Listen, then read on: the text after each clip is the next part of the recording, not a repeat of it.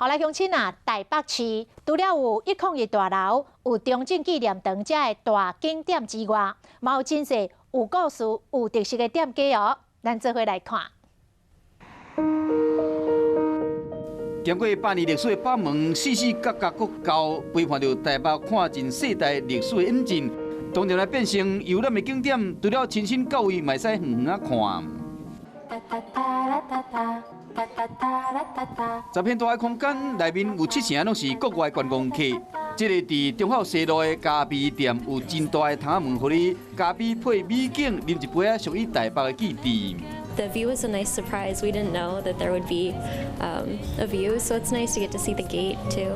那我会喜欢2楼，因为它可以看到这个北门的那个环境。一家一家的窗花是师傅的好手艺，嘛是老都市的记忆地。中华街老厝改做小店，经过2次世界欢迎，搭配中药的洗礼，真有历史味。大稻埕这边主要以前日治时期有做贸易，有做茶叶、中药，主要是喜欢复古的东西啦。那也想说，在大稻埕这边就是可以做个融合这样。